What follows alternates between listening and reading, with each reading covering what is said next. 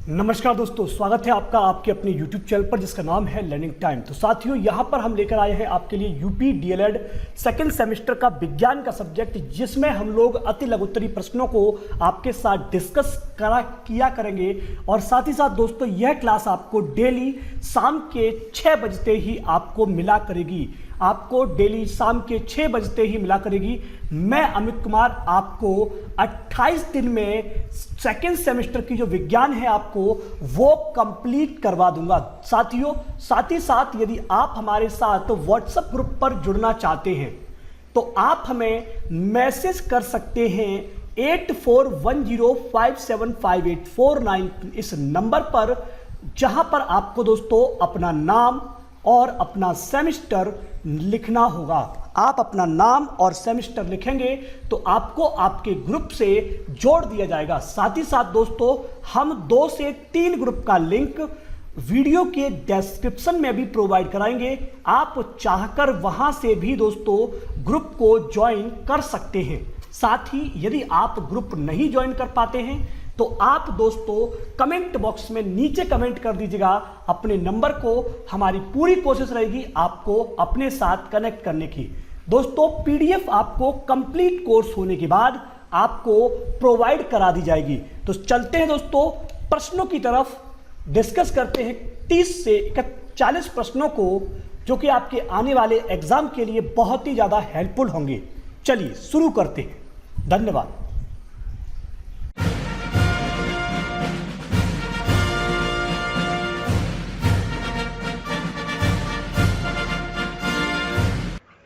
तो नमस्कार साथियों, करते हैं शुरुआत इस प्रश्न की।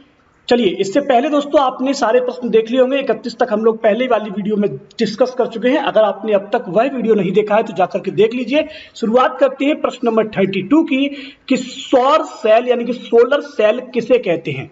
दोस्तों, कोई ऐसा सेल, कोई भी ऐसा सेल या कोई भी दोस्तों ऐसी यंत्र जो सूर्य से आने वाले प्रकाश को विद्युत ऊर्जा में परिवर्तित कर दे, क्या कर दे, विद्युत ऊर्जा में परिवर्तित कर दे, उसे सोलर सेल कहते हैं। अगर बहुत सारे सोलर सेल को आपस में जोड़ा जाता है तो उसे सोलर पैनल कहा जाता है। एक बार पढ़ लेते हैं कि सूर्य की प्रकाश ऊर्जा को विद्युत ऊर्जा में परिवर्तित करने की उक्ति यानी कि युक्ति दोस्तों को सोलर सेल कहा जाता है। अधिक संख्या में विद्युत धारा प्राप्त करने के लिए अधिक संख्या में जोड़े गए सोलर सेलों को क्या कहा जाता है, सोलर पैनल कहा जाता है। अगला प्रश्न कि हैंडपंप किस उत्तोलक का उदाहरण है। दोस्तों, हैंडपंप की बात करेंगे तो हैंडपंप प्रथम उत्तोलक का उदाहरण है। दोस्तों याद रखिएगा, प्रथम उत्तोलक का। अगला प्रश्न फिर से पूछा गया कि प्रथम, द्वितीय और तृतीय उत्तोलक का एक एक उदाहरण बताइए। तो दोस्तों, आपका जो प्रथम उत्तोलक होगा वो होगा का हैंडपंप। क्या होगा, हैंडपंप। आराम से आपने हाथ से क्या किया, पानी निकाला। दोस्तों, द्वितीय उत्तोलक की बात करें, पहिए वाली ट्रोली, पहिए वाली ट्रोली दोस्तों आपका द्वितीय उत्तोलक। और तृतीय उत्तोलक की बात करेंगे, चिमटी। क्या है दोस्तों, चिमटी।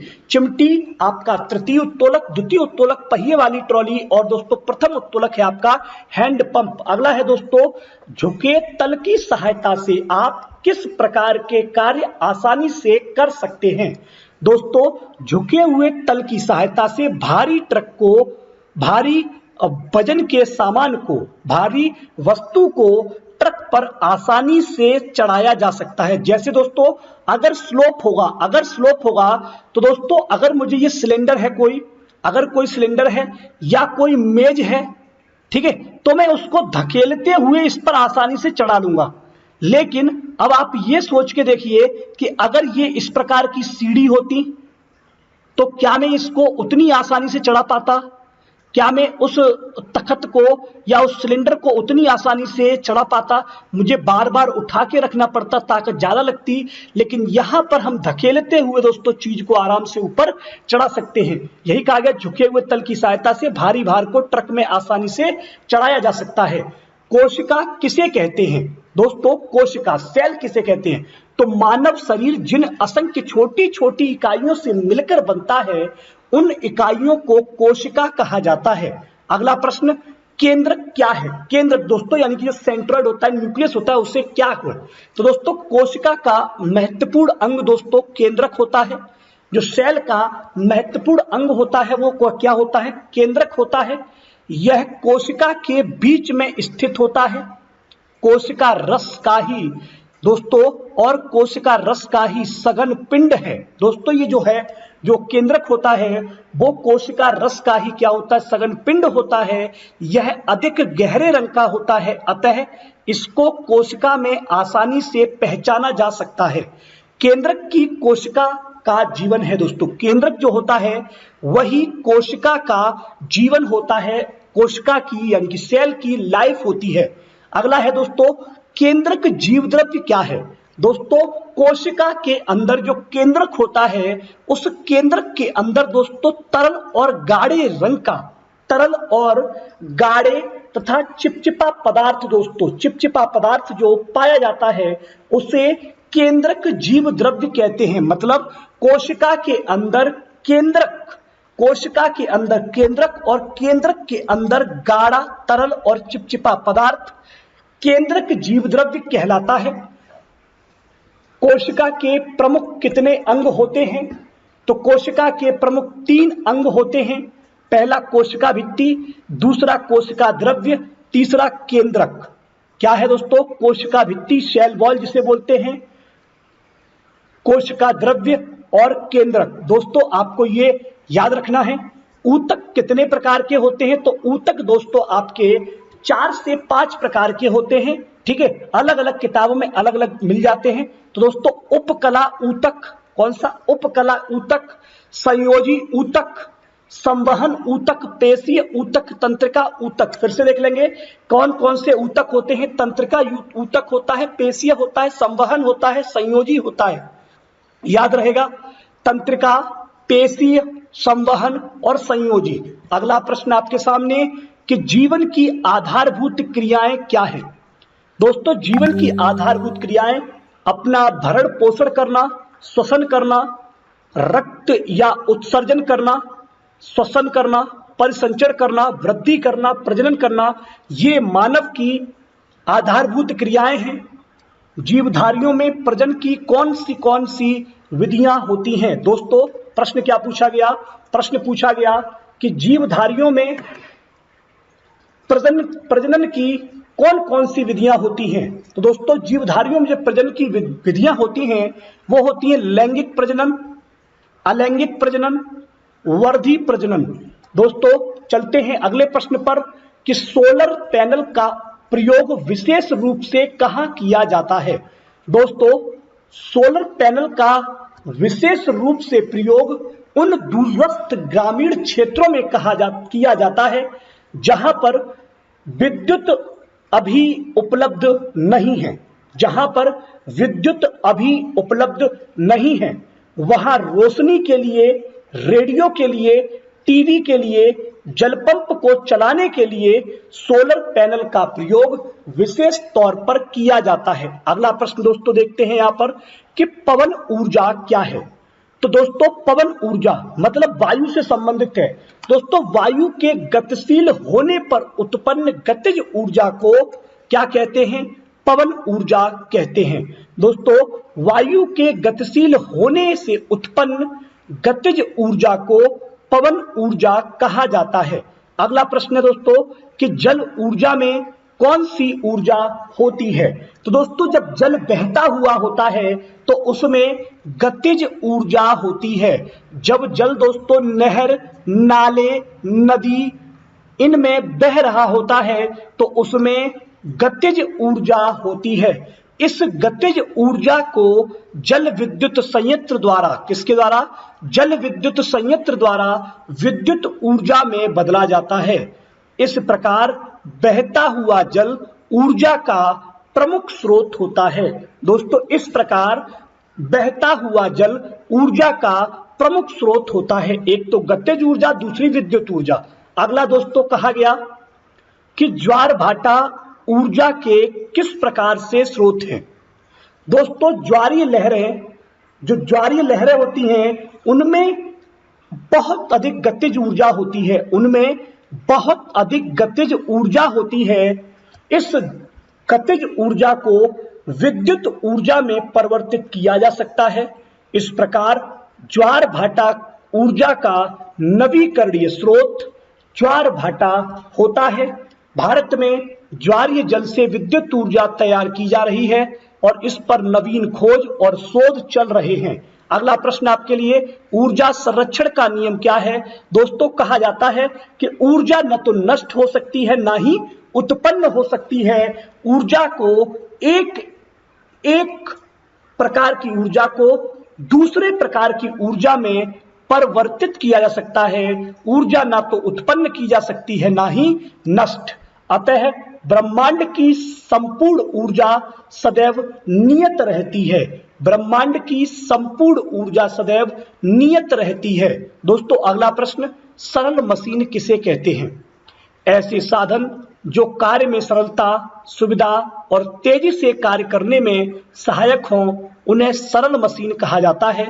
सरल मशीन का एक उदाहरण दोस्तों आपका चाबी हो सकता है, आपका रसोई में इस्तेमाल होने वाला चाकू हो सकता है, किसी के लिए चाय की छन्नी जो है, जो चाय की छानने की छन्नी होती है, वो किसी के लिए सरल मशीन का उदाहरण हो सकती है, क्योंकि ये सारे वो आइटम हैं जो काम को सरल बनाते हैं और तेजी से कार्य करने में सहायक सिद्ध होते हैं। सरल मशीन के प्रकार बताइए। तो सरल मशीन के दोस्तों प्रकार होते हैं उत्तोलक, पेच, घिरनी, झुका हुआ तल, पहिया और धुरी। घिरनी दोस्तों क्या है? घिरनी एक प्रकार की सरल मशीन है। यह चल और अचल दोनों स्थिति में व्यवस्थित हो सकती है। यह चल और अचल दोनों स्थिति में व्यवस्थित हो सकती है। दोस्तों, प्रश्न नंबर 52 आपके सामने कि उत्तोलक कितने प्रकार के होते हैं? उत्तोलक 3 प्रकार के होते हैं।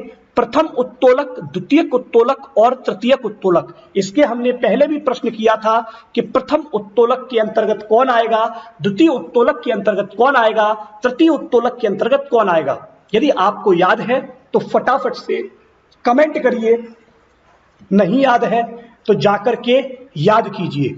विटामिन को कितने प्रकारों में बांटा जा सकता है? विटामिन को दोस्तों vitamin a, vitamin b, vitamin c, vitamin d, vitamin e, vitamin के रूप में अलग अलग विटामिन में बांटा जा सकता है। चलते हैं अगले प्रश्न पर बिना किसी दिक्कत के साथ कि किसी ऐसे भोज्य पदार्थ का नाम बताइए जो मात्र जंतुओं से प्राप्त होता हो। दोस्तों, अगर हम बात करें तो ऐसा केवल दोस्तों भोज्य पदार्थ में दोस्तों आपका क्या आता है? दूध आता है। क्या आता है दोस्तों? दूध एक ऐसा पदार्थ है जो जानवरों से प्राप्त होता है। शरीर वर्धक भोजन किसे कहते हैं? दोस्तों, ऐसा कोई भी भोजन जिसमें अधिक मात्रा में दोस्तों प्रोटीन उपलब्ध हो। जिस भोजन में अधिक मात्रा में प्रोटीन उपलब्ध हो उस भोजन को शरीर वर्धक भोजन कहा जाता है। मनुष्य को प्रतिदिन अपने भोजन में कितने पानी की आवश्यकता होती है? 1.5 से 2 लीटर पानी की आवश्यकता दोस्तों एक सामान्य मनुष्य को होती है एक पूरे दिन में। कुपोषण किसे कहते हैं? अपर्याप्त भोजन दोस्तों, अपर्याप्त भोजन अपर्याप्त पोषण का कारण बन जाता है और इससे जो उत्पन्न स्थिति होती है उसी को कुपोषण कहा जाता है। दोस्तों, यदि किसी बच्चे को या किसी बड़े व्यक्ति को भी अगर दोस्तों भोजन अपर्याप्त मात्रा में मिले, अपर्याप्त विटामिन के साथ मिले, तो वो व्यक्ति दोस्तों क्या हो जाएगा? धीरे धीरे अपर्याप्त पोषण का कारण बन जाएगा और फिर दोस्तों क्या होगा कि वह कुपोषण से ग्रसित हो जाएगा। अगला प्रश्न आप सबके लिए कि घेंगा नामक रोग किस पौष्टिक तत्व की कमी से होता है? घेंगा नामक रोग दोस्तों आयोडीन की कमी से होता है। भोजन के परिरक्षण में कौन सी विधियां उपयोग में लाई जाती हैं? दोस्तों, आप किसी भी चीज को सुखा करके उसे परिरक्षित कर सकते हैं। दोस्तों, नमक मिलाकर के आप उसे परिरक्षित कर सकते हैं। आप उसे केमिकल यानी कि रसायन के प्रयोग से उसे स्टोर कर सकते हैं। आप अचार बनाकर के किसी भी चीज को उसे स्टोर करने का प्रयास कर सकते हैं। साथ ही दोस्तों उसको ठंडा करके भी आप उसको परिरक्षित कर सकते हो। और दोस्तों आप उसे अंतराल एक टाइम इंटरवल पर दोस्तों उसे उबालकर और फिर उसे ठंडा करके दोस्तों हम चीजों को परिरक्षित मतलब संरक्षित कर सकते हैं अपने लंबे समय के लिए। दोस्तों अगला प्रश्न कि कुछ संक्रामक रोगों के नाम बताइए। कुछ संक्रामक रोगों के नाम बताइए। प्रमुख संक्रामक रोग हैं दोस्तों हैजा, टीबी, खसरा, टाइफाइड, डिप्थीरिया, पेचिस, सूजाक, पीलिया, चेचक, कुकर खांसी और टिटनिस। दोस्तों फिर से देखेंगे संक्रामक रोग टीबी, हैजा, खसरा, टाइफाइड, डिप्थीरिया, पेचिस, सूजाक, पीलिया, प्लेग, चेचक, कुकर खांसी और टिटनिस, ये आपके संक्रामक रोग हैं। शारीरिक व्यतिक्रम किसके कारण होता है? दूषित भोजन, दूषित वातावरण और सूक्ष्म जीवों के प्रकोप से दोस्तों व्यक्ति को शारीरिक व्यतिक्रम देखने को मिलता है, या व्यक्ति में शारीरिक व्यतिक्रम देखने को मिलता है। अगला प्रश्न दोस्तों कि संक्रामक रोग किसे कहते हैं? दोस्तों एक ऐसा रोग जो एक व्यक्ति से दूसरे व्यक्ति तक प्रत्यक्ष या अप्रत्यक्ष रूप में पहुंच जाता है, प्रत्यक्ष या अप्रत्यक्ष रूप में पहुंच जाता है, उसे दोस्तों क्या कहते हैं? उसे दोस्तों संक्रामक रोग कहते हैं। वर्धी प्रजनन किसे कहते हैं? वर्धी प्रजनन किसे कहते हैं? दोस्तों वर्धी प्रजनन प्राय पौधों में पाया जाता है। जब पौधों के वर्धी भाग जैसे जड़, तना और पत्ती से नए पौधों का जन्म होता है, इसे वर्धी प्रजनन कहते हैं। इसे वर्धी प्रजनन कहते हैं। दोस्तों अगला प्रश्न आपके सामने, संचारी रोग किसे कहते हैं? संचारी रोग किसे कहते हैं? तो दोस्तों बताएंगे कि वह सभी रोग जिनके तात्कालिक कारक सूक्ष्म जीव होते हैं और ये रोग एक दूसरे मनुष्य के छुआछूत के कारण फैलते हैं, इन्हें संचारी रोग कहते हैं। दोस्तों क्या कहा गया? संचारी रोग किसे कहते हैं? दोस्तों वह रोग जिनके तात्कालिक कारक सूक्ष्म जीव होते हैं और ये एक मनुष्य से दूसरे मनुष्य तक दोस्तों आसानी से छुआछूत के जरिए फैल सकते हैं, उन्हें संचारी रोग कहते हैं। तो साथियों अगर आपने अब तक वीडियो को लाइक नहीं किया है तो वीडियो को लाइक कर दीजिए और हम मुलाकात करेंगे आपसे कल साइंस की इसी क्लास में शाम के 6 बजे। धन्यवाद।